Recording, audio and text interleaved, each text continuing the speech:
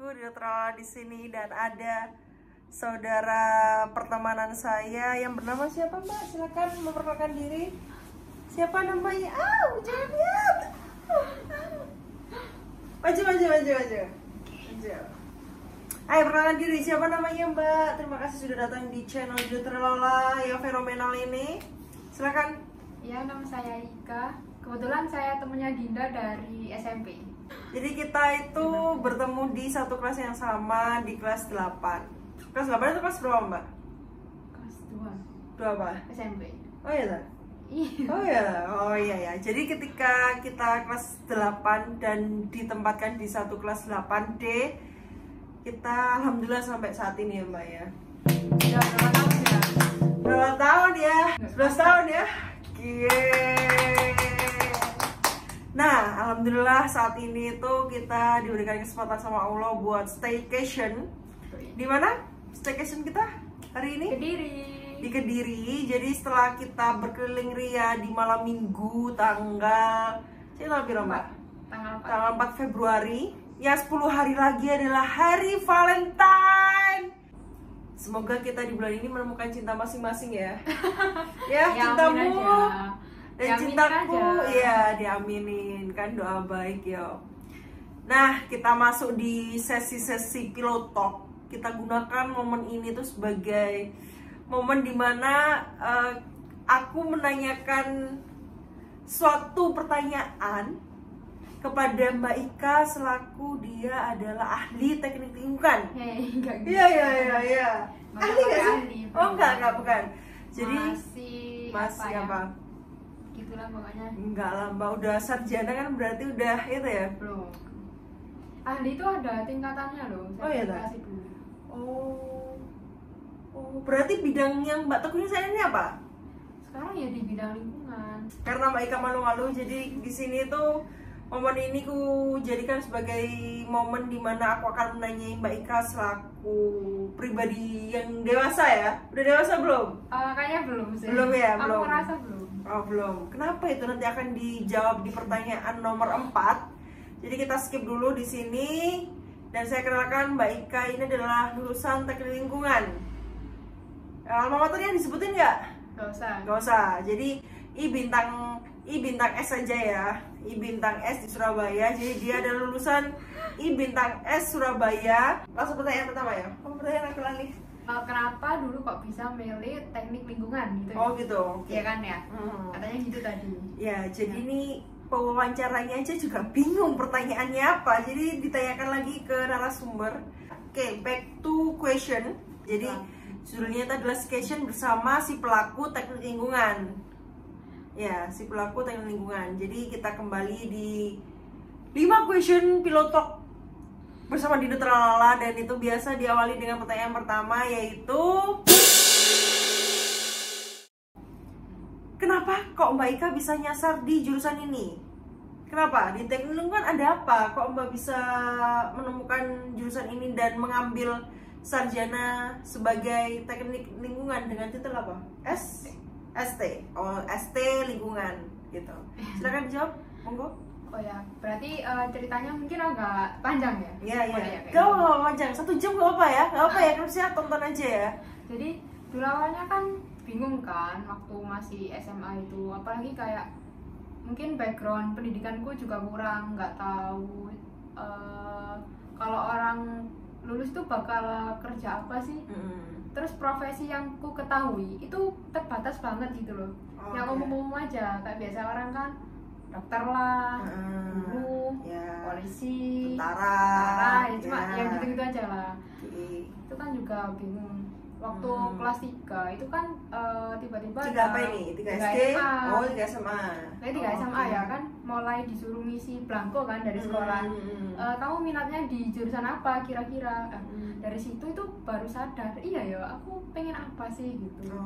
Dan dari awal kan emang dari dulu itu aku nggak punya cita-cita gitu loh. Masuk? Iya bener nggak punya cita-cita. Jadi kalau ditanyai orang, aku jawab paling aman, paling gampang guru. Padahal aku juga senang di bidang itu. Dirimu gak ikut seingatku ya Krebs ya. Ini aku memotong Mbak Ika, I'm sorry. Karena seingatku ketika kita berteman dan awal pertemanan itu ketika kita saling menanyakan apa cita-citamu, apa impianmu gitu. Mbak Ika ada satu impian yang mungkin dia pengaruhi dengan hobinya bermain games. Rubik's yang diocak-acak gini, nggak ada Rubik's ini nanti. Itu sampai apal. Dan impian apa? Bisa main Rubik itu umum nggak sih? Bisa main Rubik itu umum nggak sih? Nggak iso. Jangan Ika jago banget Hampir semua orang bisa loh kayaknya. Rubik's tuh maker ya, jadi Rubik's ngini guys ya, nggak iso mbak tuh menurut aku. Dipikir. Backhand hafalkan rumusnya. Ya kan, hafalan rumus dengan apa namanya Rubik's itu adalah keahlian seseorang yang tidak semua orang miliki mbak I.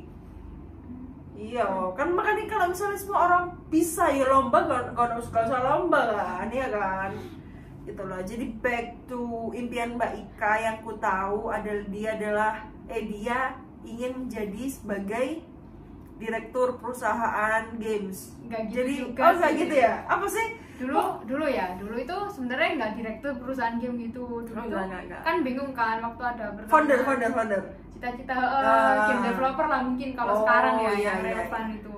Tapi dulu itu nggak gitu, kan suka main game kan. Terus aku bingung waktu ada pertanyaan cita-citamu apa, bingung apa ya, nggak punya gitu kan. Terus temanku itu, salah satu temanku bilang, kamu kan suka main game, gimana kalau kamu coba bikin game, seru kayaknya gitu. Jadi ya jawab itu aja, soalnya nggak punya jawaban yang lain. Nah, karena kita tahu bahwa impian Mbak Ika itu berhubungan dengan games, kenapa kok bisa teknik lingkungan? Tadi pada akhirnya itu profesi teknik lingkungan itu kok bisa menarik Mbak Ika itu kenapa gitu loh? Gitu ya. Gimana ya, dulu kelas 3 kan, waktu tadi kan disuruh ngisi belangko, kenapa sih? Itu nggak kepikiran sama sekali sebenarnya. Terus yang ku inginkan itu sebenarnya cuma 2 ya, yang ku ketahui itu sebenarnya cuma 2. Yang jelas aku di bidang saintek, nggak mungkin soshum, itu yang pertama. Yang kedua, aku itu termotivasi dari salah satu temanku itu di kampus I Bintang S tadi. Nggak pengen, kayaknya di situ seru deh. Oh berarti kamu punya sebelumnya temen yang di jurusan itu? Nggak gitu, termotivasi temanku yang pengen di jurusan itu. Iya ta, Lede ke arsitek ta? Iya, tapi dia kan dulu pengennya di kampus itu di. Oh iya, tapi kan beda jurusan. Iya, tapi dari dia, aku tuh ngerti, oh ini kampus ini gitu loh. Aku spesifik ke kampusnya, tapi aku jelas-jelas nggak minat di jurusan itu. Nggak bisa, bukan bidangnya. Jadi intinya itu ya. Mbak Ika itu melihat universitasnya, kampus itu. Ya, melihat nama kampus itu dulu, bukan jurusannya. Bukan jurusannya. Jadi Mbak Ika itu karena termotivasi oleh teman kita juga sih di 8D juga. Iya benar. Itu teman sebangku dulu. Itu kayak memang Mbak Ika ini kayak ngefans banget gitu loh sama dia. Gimana ya? Keren sih. Setiap orang kan gitu ada sisi-sisi apa ya? Apa ya Mbak? Setiap orang itu punya sisi-sisi yang bisa memotivasi kita. Orang lain. Setiap orang, siapapun itu selalu ada sisi yang unggul gitu lah, gimana betul. Orang itu kok bisa gitu sih? Kayak kamu misal punya temen, wah sabar banget, kita kan termotivasi, kok bisa sabar gitu ya? Iya benar. Itu temanku itu masih umur segitu dulu, masih berapa belas tahun ya itu kita ya. Pokoknya masih SMP kelas 2 lah. Iya, 14. Itu udah punya kayak tujuan yang benar-benar jelas. Aku pengen kuliah ini, jurusan ini, dia punya pandangan itu ya? Iya, aku dulu itu masih astagfirullah, cita-cita aja gak punya ya kan? Iya sih, belum mikir gitu lah, paling mikir paling jauh apa ulang harian dapat berapa. Iya, target yang dalam jangka waktu terdekat yang bisa kita ambil, bukan target yang 5 tahun lagi atau ketika kita lulus SMA kayak gitu.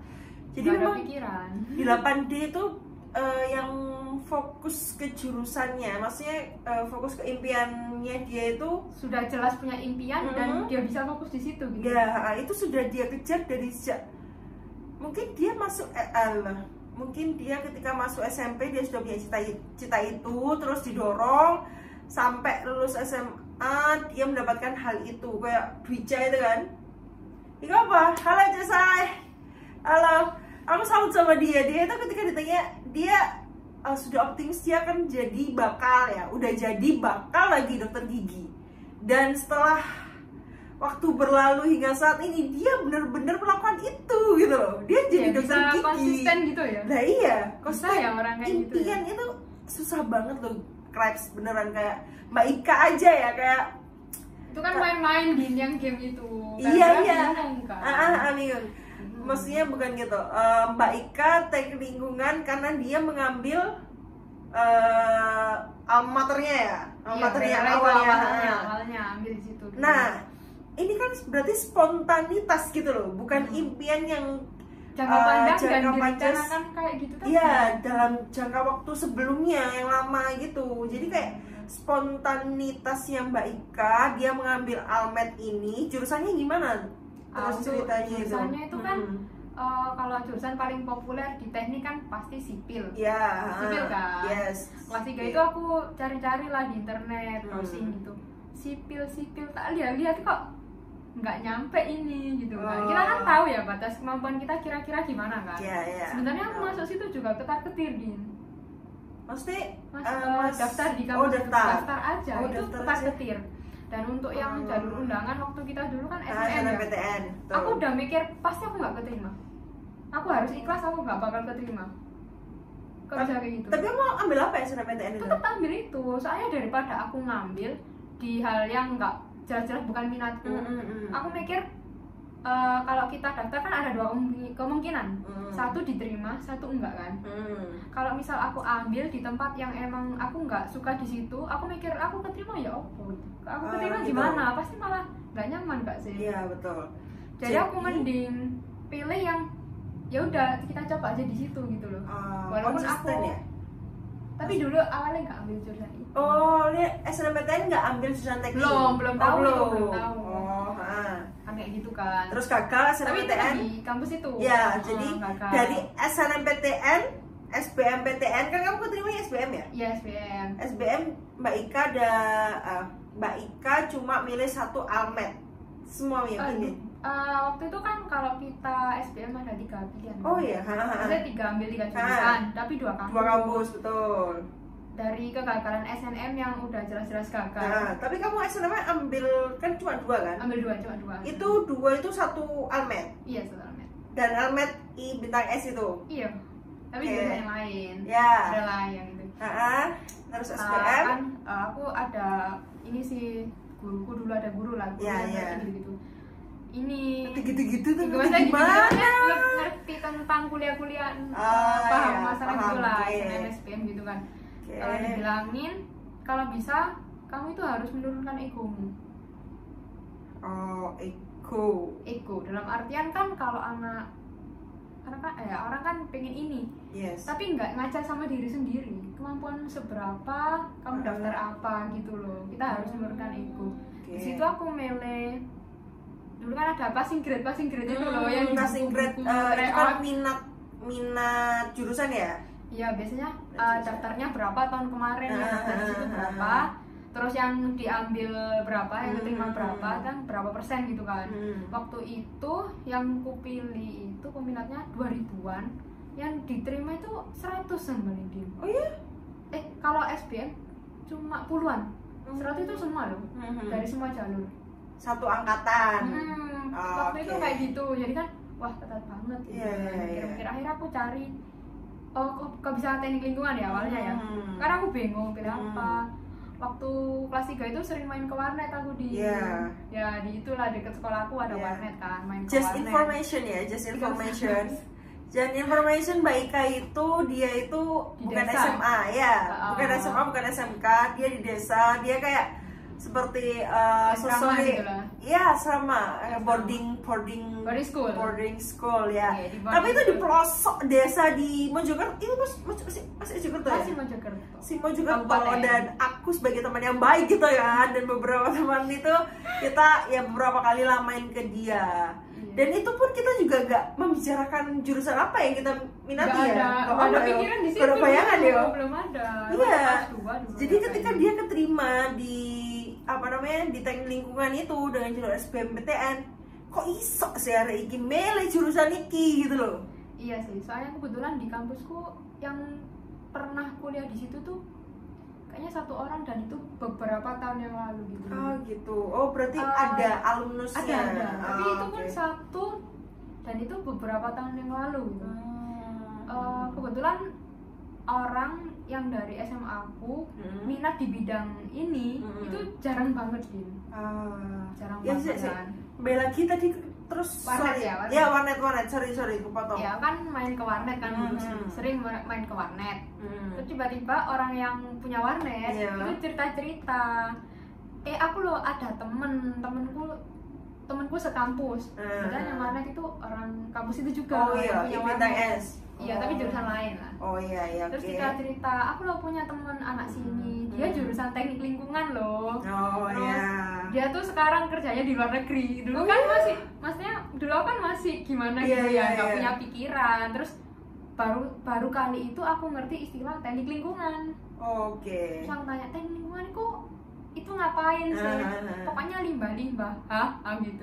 Padahal di pikiranku itu kayak reboisasi. Ya, Kita aku juga survei sih. ke gunung, Iya, kayak betul. alam gitu kan. Seru ini gitu.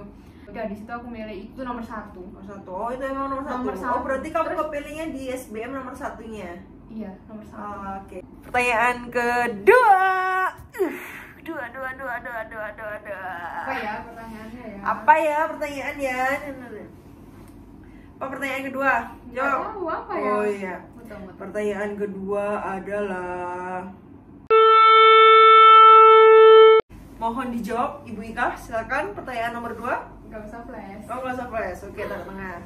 Untuk moto ya, kalau saat ini itu motonya nikmati setiap fase kehidupan. Nggak usah lihat orang lain gitu loh. Maksudnya lihat orang lain ya nggak apa-apa sih, tapi hal positif kan. Ya Maksudnya betul. nggak usah sampai iri gitu kan, kadang Iya, lihat iya. orang lain, wah kayaknya dia sukses banget atau gimana gitu kan. Tapi belum tentu yang Ya. kita lihat sukses itu bahagia gitu. Oh, Sebenarnya oke. apa ya yang kita cari di dunia ini itu apa sih sebenarnya? Wah berat sekali nih pertanyaannya ya. Ya enggak gitu juga, gitu nggak sedih. Maksudnya nggak, Iya. misal acuan itu bukan harta, bukan Bukan. kedudukan. Banyak loh orang yang hartanya banyak, kedudukannya bagus, tapi hidupnya itu nggak bisa tenang. Nah, Kayak kenapa? ingin terus. Iya.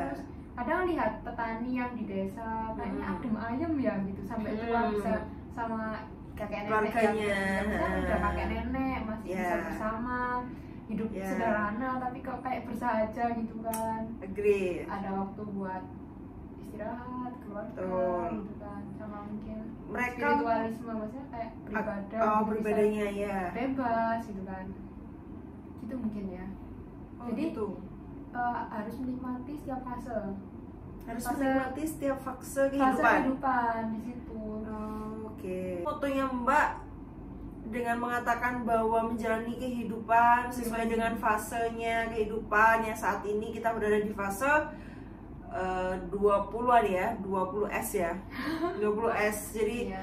20S ini di fase ini tuh kita banyak belajar juga, dan fase ini tuh dimana mencari kehidupan. Penghidupan. Oh, penghidupan. Iya, kayak lebih udah mulai mencari penghidupan. penghidupan enggak sih? Penghidupan itu sesuatu untuk hidup gitu loh. Kan kayak itulah. Ya, nah di sini Mbak Ika itu memiliki moto jangan lihat itunya gitu. Iya. Kadang kan iri kayak oh temanku udah bisa gini gitu kan. Kayak, oh temanku udah bisa gini. Itu belum tentu loh temanmu yang bisa gitu itu bahagia gitu. Oh gitu. Belum tentu. Oh iya. Terus kalau kita lihat ke orang lain, malah kita itu nggak fokus pada hal-hal kecil yang sebenarnya itu sudah privilege buat kita. Betul. Jadi kita tidak fokus dengan diri kita sendiri karena Benar, kita maksudnya sibuk kayak gitu. melihat atau menilai Orang lain. gitu. Jadi apa sih bahasa Inggrisnya itu let it flow gitu ya. Let it flow nggak sih? Iya. Iya ya. Jadi Oh, mengalirlah sih. seperti sungai yang nggak noleh ke kanan kiri. Noleh nggak? Ya Noleh, noleh lah buat tapi- motivasi ya. Oh Tapi iya. nggak yang terlalu dijadikan beban gitu loh, Din. Oh, oke. Terus yang kedua itu hargai setiap hal-hal kecil. Yang kedua itu hargai hal-hal yang kecil kayak Setiap hal kecil itu kayak misal kita pagi-pagi berangkat kerja bisa sampai tempat kerja dengan aman tanpa gangguan apapun. Itu gitu ya. sebenarnya udah kenikmatan loh. ngerti nggak sih? Iya, iya. Kan bisa ada banyak hal yang mengganggu. Kita tuh nggak mikir jeleknya gitu loh biasa ya. Misal ya udah berangkat kerja sampai tempat kerja aman itu kita mikir itu biasa. Padahal itu sebenarnya kenikmatan loh. Bisa jadi ada hal-hal misal jatuh lah, Ya, misal nauzubillah kecopetan ya, nauzubillah yang halal buruk itu kita hindarin gitu ya. Tapi kan kita berarti selamat dari hal-hal itu. ya, itu ada peluang itu hal-hal baik atau buruk itu bisa menjadi peluang di waktu yang bersamaan. Kayak sepele aja lah, kita hargai setiap hal kayak gitu. Kalau misal tiba-tiba ya simple, sehari-hari yang simple kayak apa? Oh, bisa bangun pagi dengan ya kayak bangun pagi dengan tanpa kurang sesuatu apapun, ya itu kan sudah bahagia nggak sih? Jadi intinya moto yang kedua ini, hargai hal kecil, itu adalah moto dimana kita harus bersyukur nggak sih Mbak? Bersyukur dari hal kecil yang terjadi di kehidupan kita sehari-hari. Nggak usah molok-molok, oh aku habis beli rumah terus aku bahagia, nggak perlu kayak gitu. Wah, berat ini ya. Misal, oh aku misal orang tua aku nyediakan aku makanan sarapan kan, itu sudah udah kebahagiaan loh. Iya, nggak betul. perlu masak, Iya. tinggal makan ya kan. Ya.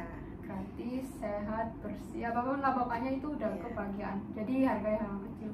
Hargai hal kecil, bersyukur, Itu pasti bikin bahagia sendiri nggak sih? tenang lah ya. Tenang. Setidaknya kita tenang ketika kita sudah melegakan hati kita untuk menerima hal-hal kecil, terus bersyukur atas hal itu, kita tuh kayak tenang, tidak mencari hal-hal yang tidak bisa mulu-mulu. yang tidak kita dapatkan gitu loh. Jadi kita bersyukur atas apa yang sudah ada di depan kita, sudah ada di tangan kita atau kita rasakan gitu ya. Tapi berat loh Mbak, jujur kayak gimana ya? Nggak berat ya, karena mungkin nggak berat sih. Nggak berat. Sebenarnya Tapi itu terasa itu banyak loh, tapi kita nggak merasa gitu loh. Karena itu menjadi suatu kebiasaan. Jadi ngerti nggak? Kalau menurutku itu suaraku banter nggak ya sampai sebelah kamarnya? Sorry. Oh iya, aku mau sponsor. Jadi kita di pertanyaan kedua ini mau intermezzo dulu. Jadi kita nginep di mana Mbak? Ini Mbak di homestay apa ini? Welirang ini. Oh iya, Welirang. Jadi karena jalannya itu berada di Welirang, jadi hotelnya itu juga bernama, bukan hotel sih. Oh iya, hotel. Hotel rasa homestay gitu. Namanya Welirang Syariah Hotel Kediri. Jadi kita di sini, dan itu mungkin suaraku terlalu biasa ya, di terlalu tuh kalau nggak menggelegar itu bukan di terlalu gitu loh namanya. Jadi maaf ya kamar, maaf tetangga ya. Jadi mohon maklumi yang nonton ini mungkin kamar sebelah, jadi lupakan ya. Kita sudah bayar di sini, jadi bengok-bengok nggak apa-apa. Enggak gitu juga. Enggak ya, kita harus menghargai kenyamanan orang lain. Ya, karena hak manusia dibatasi dengan hak manusia yang lain. Jadi kalian paham kan? Jadi jangan menghujat orang karena merasa ini hakku berbicara, tapi itu menyakiti orang lain. Memutuskan hak orang lain itu tidak bertanggung jawab. Oke, kembali lagi. Udah ya? yang kedua tadi. Oh iya, bersyukur tadi ya. Back to question number 3. Kembali lagi di topik teknik lingkungan. Pertanyaan ketiga ini itu adalah penerapan teknik lingkungan atau proses Mbak Ika ini dalam mempelajari teknik lingkungan, melakukan observasi atau melakukan pekerjaannya sebagai ahli lagi, maksudnya pelaku teknik lingkungan. Jadi intinya pertanyaan ketiga itu adalah penerapan teknik lingkungan yang Mbak Ika dapatkan selama proses itu yang bisa diterapkan di kehidupan sehari-hari, apa prosesnya? Yang bisa kita pelajari. Kalau penerapan teknik lingkungan yang benar-benar teknik lingkungan itu susah banget sih pasti. Oh ya. Kayak setiap limbah itu harus diolah gitu loh dia. Misal sampah, mungkin sampah bisa jadi kompos, air limbah harus diipal, terus udara, bla bla bla, kan banyak kan. Kayak aku belum bisa gitu loh, belum mampu untuk melakukan penerapan itu. Mungkin yang aku coba terapin sekarang itu mencoba minimalis. Minimalis apa? Barang-barang. Walaupun penerapannya kadang masih kepancing lah, mau beli ini padahal udah punya atau gimana. Tapi aku berusaha. Kayak misal sekarang kan kita misal tas ya, setiap orang kan dengan bisa mudah lah beli tas itu, bahkan ada yang berapa puluh ribu udah dapat tas. Betul. Jadi kayak kita itu bisa setiap warna baju punya warna tas, bisa kan? Bisa. Di situ aku mencoba menerapkan aku cukup 2 tas. Itu contohnya ya misal. Tas itu apa hubungannya sama lingkungan, Mbak? Nah, karena setiap pembuatan produk itu pasti menghasilkan limbah. Oh ya. Iya. Apa? Contoh apa? Betul. Tas terbuat dari apa? Plastik sintetis, kulit sintetis itu kan ya. bahannya dari plastik. Pasti dalam proses pembuatan tas itu di industri kan, dia pasti menghasilkan limbah. Misal pakai mesin, dia juga pakai batu bara, enggak sih listrik kan dari batu bara. Batu bara mencemari. Setiap hal itu kayak gitu. Jadi kalau kita bisa memakai seminimal mungkin, insya Allah ya kita mengurangi lah ya. Oh gitu. Terus kan kalau kita punya banyak barang, kalau ujung-ujungnya jadi sampah. Itu kan untuk barang yang sekali pakai mungkin ya. Terus menumpuk buat apa ya? Oh iya kalau banyak-banyak. Nggak tahu sih. Tapi yang ku pahami itu dosenku kan pernah cerita kalau dia tuh punya temen cowok yang hanya punya berapa lembar baju gitu, Din. Oh iya?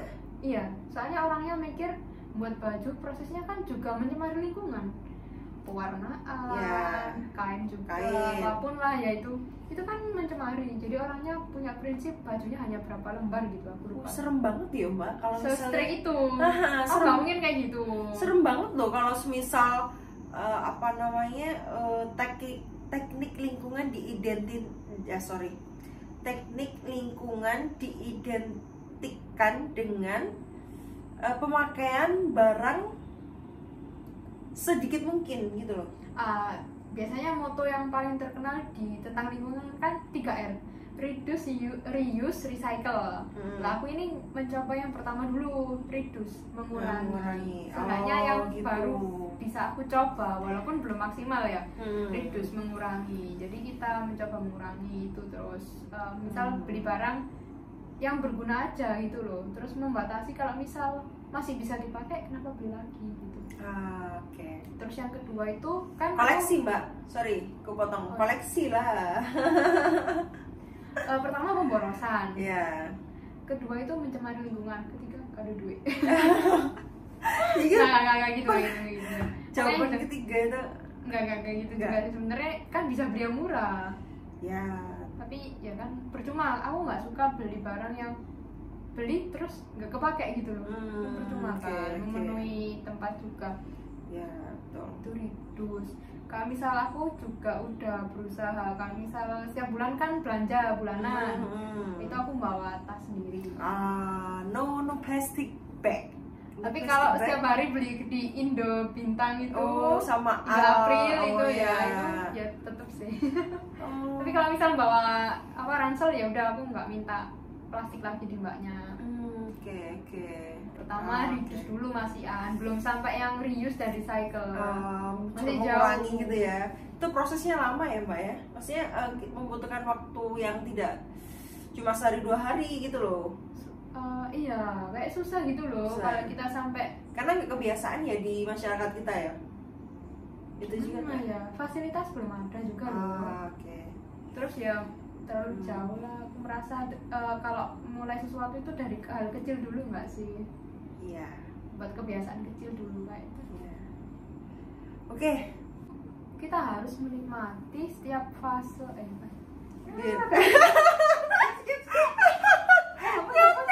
Nyontek. Ada udah contekan misalnya dia. Yang jadi pertama kita lagi cuy sini cinta.